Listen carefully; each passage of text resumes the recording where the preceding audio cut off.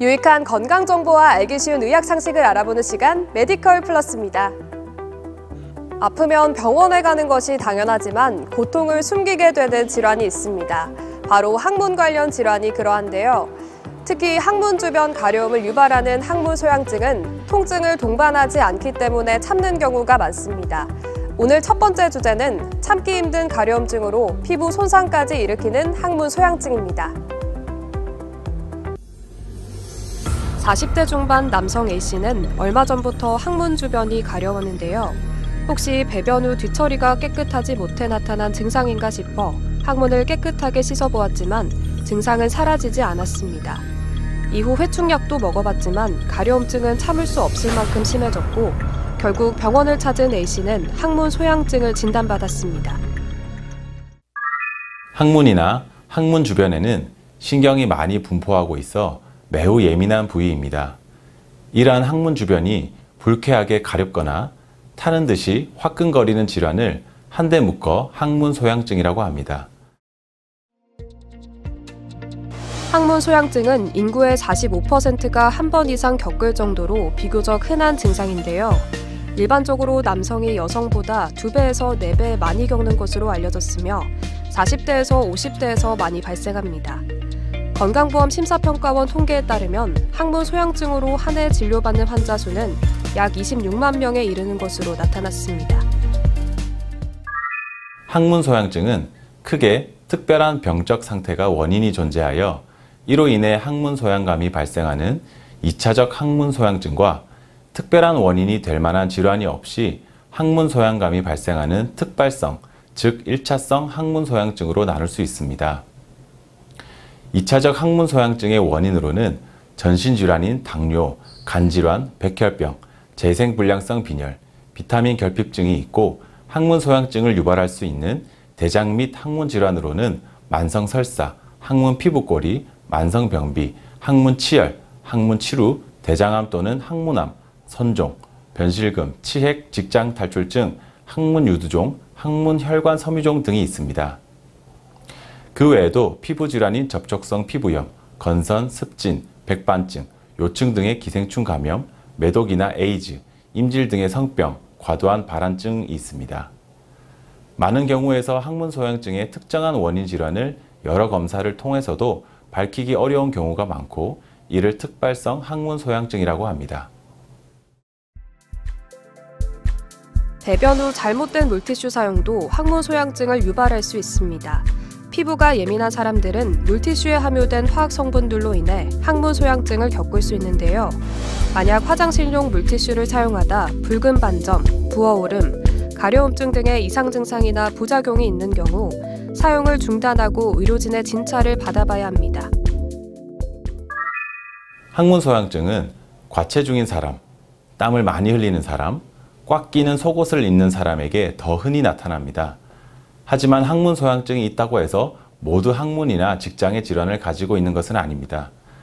청결하게 하고자 목욕을 할 때 비누로 너무 많이 닦아서 항문 소양증이 악화되는 경우도 있고 항문 소양증을 유발할 수 있는 음식물인 향신료, 커피, 알코올 등을 과다 섭취하여 항문 소양증이 악화되는 경우도 있습니다. 또한 스트레스도 원인이 됩니다. 가려워서 항문 주변을 긁으면 피부가 손상될 수 있고 이로 인해 더욱 소양감이 증가되어 다시 긁는 행위가 유발되는 악순환이 발생하기도 합니다. 항문 소양증이 경미하고 일시적인 경우는 시간이 지나면서 자연스럽게 증상이 완화될 수 있습니다. 하지만 만성적인 항문 소양증의 경우 치료하지 않으면 증상이 지속되거나 악화할 수 있는데요. 이처럼 적절한 치료를 제때 받지 않으면 장기적인 불편함을 초래할 수 있습니다. 항문 소양증은 항문이나 항문 주위 피부, 회음부 및 외음부에 참을 수 없을 정도의 가려움 증상을 유발합니다. 이외에도 항문의 끈적거림, 속옷의 오염, 분비물 등을 호소하는 경우가 많습니다. 밤에 잠자리에 들어 몸이 따뜻해질 때, 배변 후에 화장지로 닦았을 때, 항문이 땀 등으로 인해 뜨거워져 있을 때 가려움이 심해집니다. 항문 소양증이 만성이 되면 항문 주변을 반복해서 긁음으로 인해 항문 주위의 피부가 벗겨지고 통증이 생기게 되거나 항문 주위 피부가 두꺼워져 가죽처럼 변할 수 있습니다. 또 반복하여 긁으면 항문의 피부가 손상되어 통증이 심한 국소적 감염을 일으킬 수도 있습니다.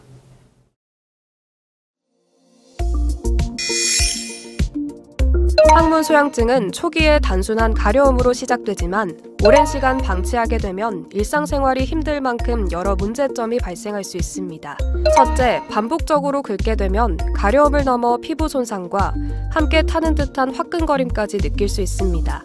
둘째, 피부가 손상되면서 발생하는 분비물로 인해 항문 주변이 끈적거리고 속옷까지 오염될 수 있습니다. 셋째, 항문 상처가 났다가 회복되는 과정이 반복되면 2차 세균 감염이 발생할 수 있습니다. 넷째, 피부가 코끼리 가죽같이 두꺼워질 수 있습니다. 질환을 방치하면 할수록 더 많은 부작용이 발생하고 치료에도 더 많은 시간과 노력이 필요한 만큼 질환 발생 초기에 병원을 찾아 적절한 치료를 받는 것이 중요하겠습니다. 항문 소양증의 경과나 지속 기간은 발생 원인에 따라 다릅니다. 항문 소양증이 단순한 피부 자극에 의해 발생한 것이라면 자극의 원인을 확인하고 이를 피하면 증상은 빠르게 사라집니다. 대부분 간단한 치료 방법으로 일주 이내에 증상이 호전되며 1개월 이내에 증상이 완전히 치료됩니다. 항문 주위에 가려움증이 있는 사람은 대부분 항문이나 직장을 침범하는 질환을 가지고 있지 않기 때문에 항문 소양증의 외우가 매우 좋습니다. 항문 소양증은 만성적으로 재발하는 경우가 많습니다. 그 이유는 피부가 긁혀서 손상되면 가려움증이 더 심해지기 때문인데요. 또한 원인이 제대로 해결되지 않은 경우에도 재발할 수 있습니다. 따라서 긁는 것을 참고 원인을 찾아 치료하는 것이 무엇보다 중요하겠습니다. 항문 소양증은 다양한 원인 질환으로 인해 발생할 수 있습니다. 그러므로 진료 및 검사를 받은 후 원인 질환에 따라 정확한 치료를 받는 것이 중요합니다. 만약 소양증이 치루, 치열, 치핵, 항문 용종 등의 항문 질환에 의한 것이라면 이것을 먼저 치료해야 합니다. 그러나 그 외의 원인으로 인해 발생하는 것이라면 대증적인 치료를 시행하는 경우가 대부분입니다. 항문 소양증에 있어서 기본적으로 가장 중요한 치료법은 항문 주위를 청결하게 유지하는 것입니다. 비누의 지속적인 사용은 항문에 자극을 줄 수 있으므로 미지근한 물로 그냥 씻도록 합니다. 씻은 후에는 자극성이 없는 천으로 닦아내는 것이 제일 좋습니다.